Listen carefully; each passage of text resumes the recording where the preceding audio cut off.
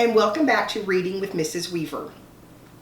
We've read some great children's literature so far, and today we're going to read some wonderful poetry. The author, or the poet that we'll be reading from today is Jack Prelutsky. The author is the person that writes the story in a book. The poet is the person that writes the poems in a story or a book. Jack Prelutsky's books are illustrated by James Stevenson. He does these wonderful drawings in there, and we'll see some of those later on. I do not own the right to any of these books. These poems belong exclusively to Jack Prelutsky and the drawings to James Stevenson. We're just using these for some fun and a little bit of learning right now while we're doing our distance learning. So thanks to Jack Prelutsky and James Stevenson for these wonderful, wonderful poems and drawings we're going to see. So we're going to start out by looking at our Elements of Poetry anchor chart. Poetry can tell a story, can describe a situation, or appeal to the senses. The structure is basically what you see in the poem when you look at it. The line breaks, where each line of the text ends, and the stanza, a group of lines within a poem. Now, when we read a regular story, a narrative, nonfiction, literary nonfiction, fiction, whatever, we have sentences and paragraphs. That is the format for that. But in poetry, we have line breaks and stanzas, just a little bit different. We also have literary devices. That's what you hear and hopefully what you see in your mind and how it makes you feel. Rhyming words, something you usually probably think about when you think about poetry. Words with the same ending sound at the end of lines or stanzas. Rhythm, a pattern to be stressed, syllables that create a beat. If you feel like you could almost sing your poem. In fact, all songs are poems, or at least most of them are. Imagery, words that create images that appeal to the senses. Can you see something in your mind? Can you feel it with your senses? Alliteration, the same sound or letter at the beginning of words or lines. Patty picked plenty of pink peaches. That's alliteration. Onomatopoeia, I love to say that word. Words that imitate the sound it represents, like buzz and thud, ding dong, crackle, crinkle, all those kind of fun words. And repetition. Lines or words that are repeated to stress the importance, and we see that sometimes. So we are going to look at a fun poem, and it's entitled Boing Boing Squeak. Now I'm going to read it to you and I'm going to point some things out. When you look at the poem, you can see the stanzas are separate. They look almost like paragraphs. And the line breaks are each line where they end. We have rhyming words, and we have rhythm, and hopefully you'll get some imagery. Let me get started. Boing, boing, squeak. Boing, boing, squeak. Boing, boing, squeak. A bouncing mouse is in my house. It's been here for a week.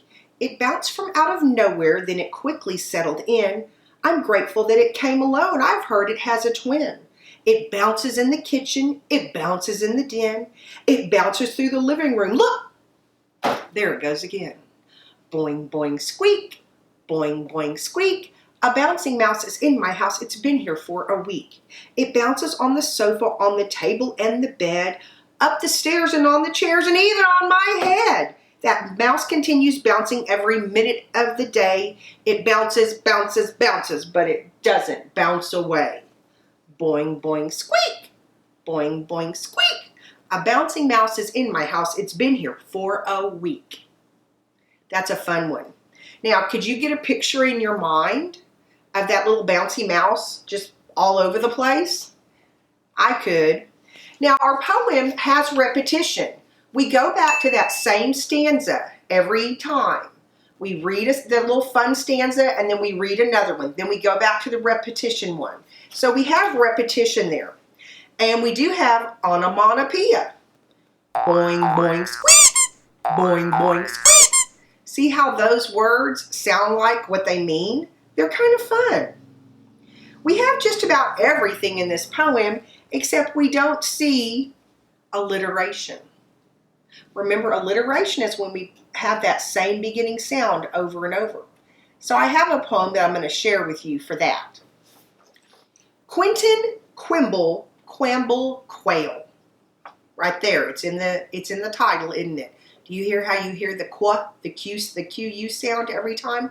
Qua, qua, qua, qua. Quentin Quimble Quamble Quail. I'm Quentin Quimble Quamble Quail, an unrepentant tattletale, repeating all I hear and see. Your secrets are not safe with me. I recommend you take care of what you say when I am there. Be cognizant of all you do. I'm furtively observing you. I'm Quentin Quimble Quamble Quail. I blab whenever I exhale. On absolutely anyone. It's how I choose to have my fun. If I'm around, it surely means that I will shortly spill the beans.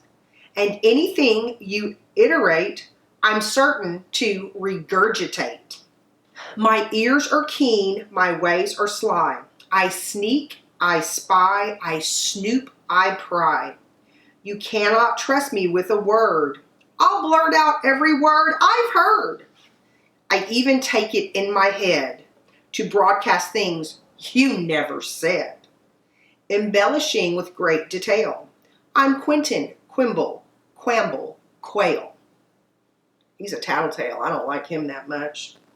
So we hear Quentin Quimble Quamble Quail. Over and over, it's repeated. But we also heard a couple other, or another form of alliteration in there. I sneak, I spy, I snoop, I pry.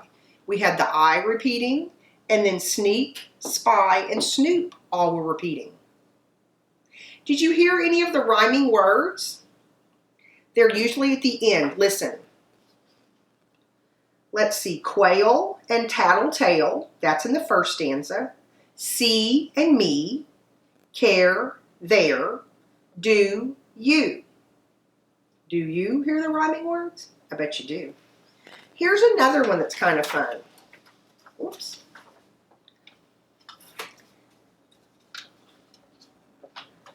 Glop's Soup Shop. I'm Gladiola Glop. I cook soup at Glop's Soup Shop, every one of which is certain to delight. I prepare for you each day an astonishing array. Here are some samples to entice your appetite. So there's a whole menu of her soups that she makes. And this is where you're going to see the alliteration. Salamander salmon slug, bat begonia barley bug, rutabaga bacon barracuda bran, anaconda green sardine, turtle turkey tangerine, beetle bean banana frog flaffle flan, hippo hip hyena hair, cream of camel camembert, gopher gumbo goat gorilla goober goose. These don't sound too tasty to me.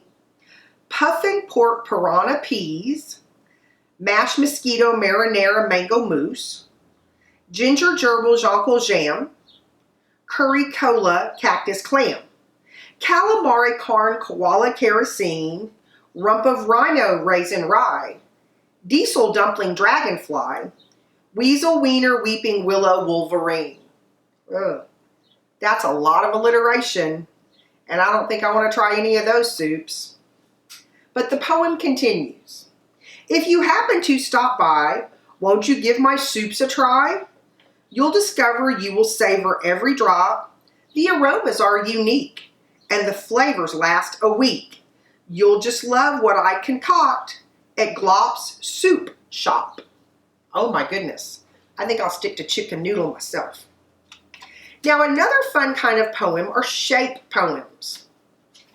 Shape poems just look different. For example, here is a triangle tail.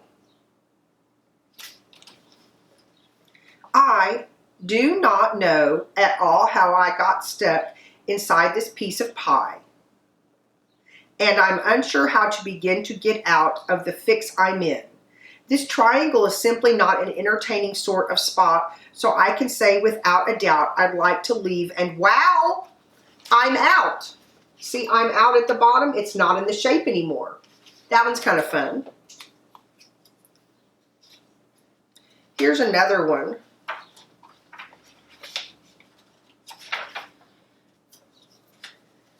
I was walking in a circle. You see how the words are all in a circle? I'll try to read it to you. I was walking in a circle when I spied a piece of paper covered with pretty picture colored yellow, green, and red. As I picked it up, I noticed that also had some writing, and I knew that I should read it. This is what the writing said. I was walking in a circle when I spied a piece of paper covered with a pretty picture colored yellow, green, and red. As I picked it up, I noticed that it also had some writing, and that I knew that I should read it. This is what the writing said. I guess I could just keep going on and on. That's a fun one. Okay. Look at this one. Isn't that crazy? It doesn't really make a shape, but it's kind of a fun design. A dizzy little duzzle. I'm a dizzy little duzzle, and I do the best I can as I aimlessly meander with no purpose and no plan. I don't pay the least attention as I wander out and in, so I haven't any notion of a single place I've been. For a while I may go straight, then I train like a train upon a track, then for no apparent reason change my course and double back. My approach is so haphazard I am bound to lose my way as my random transmigration takes me hopelessly astray. I may amble in a circle, make an unexpected turn, and my final destination is of simply no concern. Yet I always seem to manage to arrive where I began, though I'm but a dizzy duzzle with no purpose and no plan. That one's fun. Okay, another kind of fun poem. It's not exactly a shape poem, but you can tell by the way the author wrote it that you're supposed to do something with it. This one is it's a poem about a sloth. And you see all these dots. That's telling you to read really slow. Do you know what a sloth is? A sloth is an animal that moves super, super slow. So here is Slow Sloth's Slow Song. I am a sloth am I. I live in trees, but I can't fly. I do not run. I am so slow. But I am where I want to go. How was that? Did you get the imagery in that? Have you ever seen a sloth? I saw one at the aquarium one time, and it was hanging in a tree, a lot like the one in this drawing. And I really kind of pictured that sloth. You may have seen them on TV.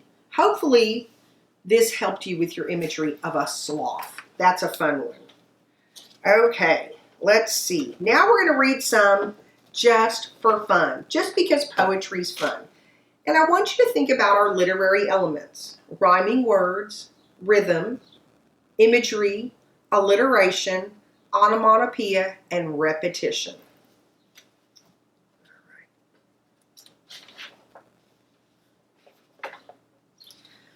This is a favorite for my kids in class, and you may be feeling this way. I hope not. Oh well. Homework, oh homework.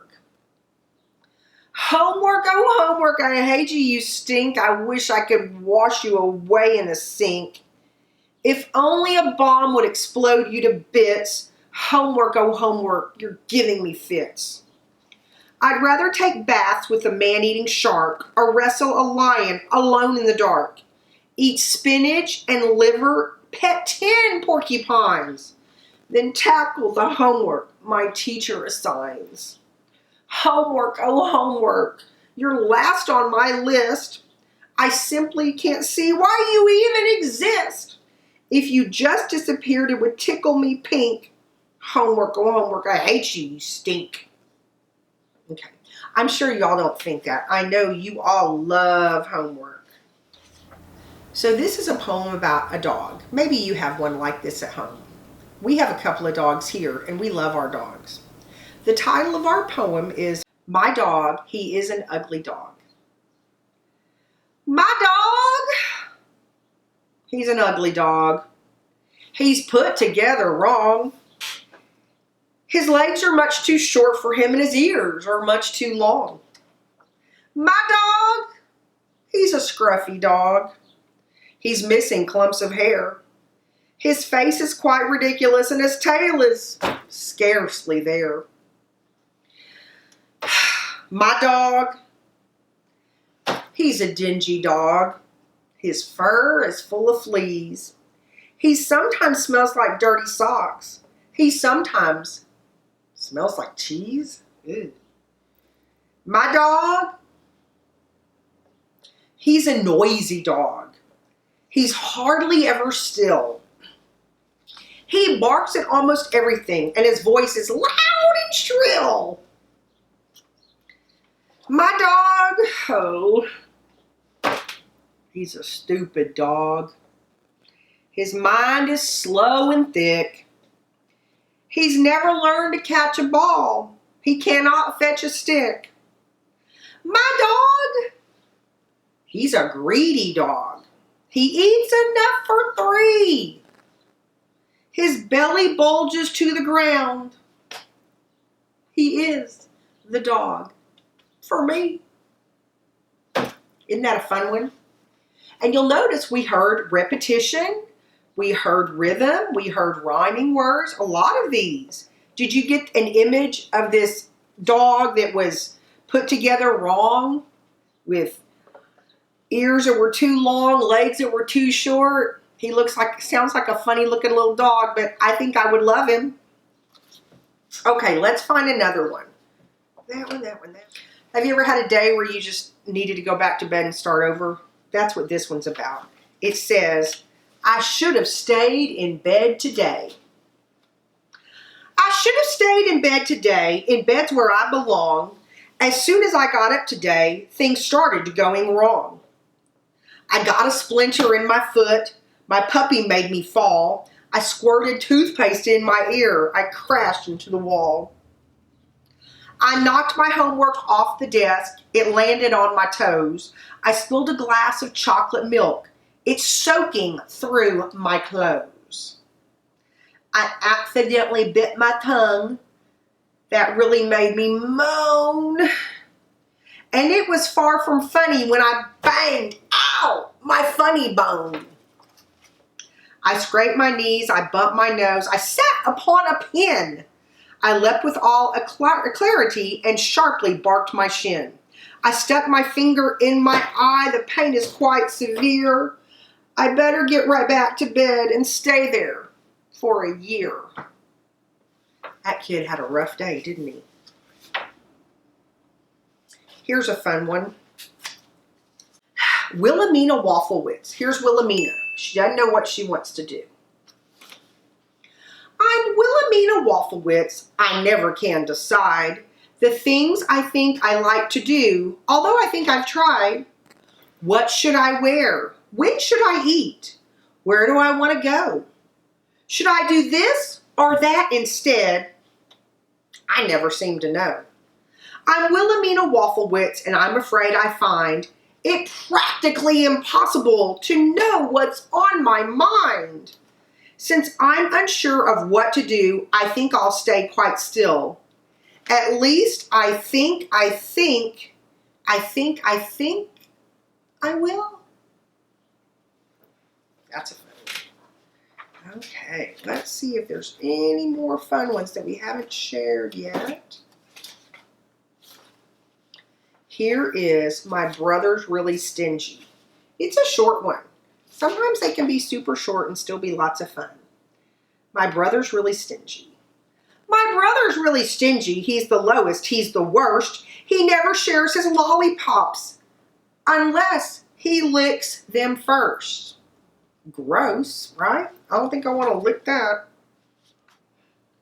Okay, I have one more fun poem to share with you. It's entitled, I'm in a Rotten Mood. Look at that grumpy guy. I'm in a rotten mood today, a really rotten mood today. I'm feeling cross, I'm feeling mean, I'm jumpy as a jumping bean. I have an awful attitude. I'm in a rotten mood. I'm in a rotten mood today, a really rotten mood today. I'm in a snit, I'm in a stew. There's nothing that I care to do but sit all by myself and brood. I'm in a rotten mood. I'm in a rotten mood today, a really rotten mood today. You better stay away from me. I'm just a lump of misery. I'm absolutely feeling rude. I'm in a rotten mood.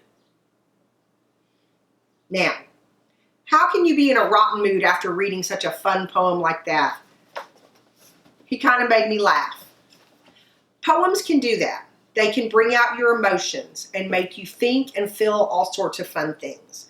The poems that we read today, for the most part, were just for fun. The author's purpose would be to entertain you. And that's what's fun about poetry. In your reading journal, I want you to write and complete the sentence stems. You may need to replay this video to hear the poems again, or you may use another poem altogether. So here is the first sentence stem. The title of my poem is blank. Write down what the title of your poem is. And then I'd like you to write, in this poem, blank and blank are examples of rhyming words. Now you can make more than just a pair of rhyming words. You can write all the rhyming words down from your poem if you want to. That would be fun. And then finally, I like the poet's use of blank, and I want you to choose one. I like the poet's use of imagery, or maybe I like the poet's use of onomatopoeia, or I like the poet's use of alliteration, because blank. And you get to fill all that in. I hope you've enjoyed our adventure in poetry, and don't forget to subscribe to my channel so you'll be alerted when we get new videos up. Keep reading. Love you. See you next time. Bye, guys.